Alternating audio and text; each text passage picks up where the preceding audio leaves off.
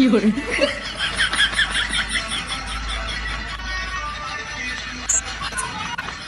বলো বন্ধুরা, তোমরা কি একা কষ্টের মধ্যে আছো?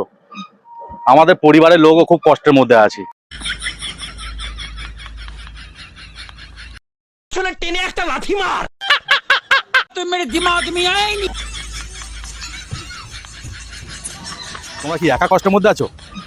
আমাদের পরিবারের লোকও খুব কষ্টের মধ্যে আছে, বুঝেছো? ওই যে আমার ওই বৌদি আর মাসি।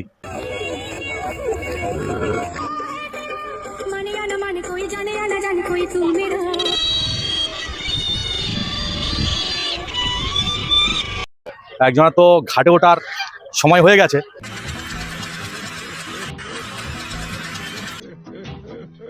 আর আরেকজন সে ঘাটে নাম লিখিয়ে ফেলেছে।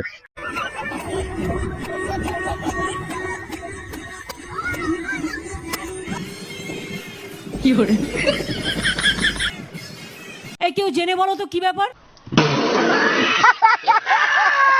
কিন্তু তাদের এই অবস্থাগুলো দেখো, এই অবস্থা দেখো বন্ধুরা। এখানে আমার বৌদি, দাদা আর মাসি, মানে আমার বৌদির ভাতারে খুলে আমার মাসি কেমন গড়াগড়ি খাচ্ছে দেখো।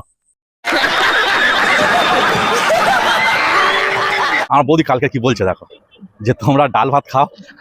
আচ্ছা, আমরা নাই ডাল ভাত খাই, মানুষ ভিডিও দেখে, মানে ডাল ভাতের কত গুণ, কিন্তু আমার বৌদি যেটা কি মটনের গুণ, এটা এটা এটা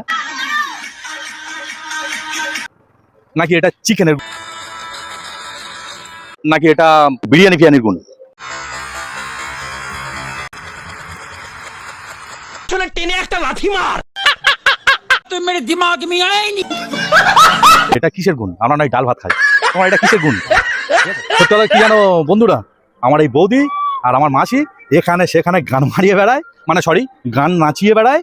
আর ওই যখন ফেরার পথে বাসে, ট্রেনে বা অটো রিক্সায় এই বাদাম ভাজা, এই কটকটি ভাজা, ওই মোটামুটি কোনো রকম কিছু খাওয়া দাওয়া করে নিয়ে আর লাস্টে এসে বাড়িতে গাঁড় কিলে শুয়ে বসে। আমার দাদা যখন বলে এ কি হলো আজকে রান্না করবে না,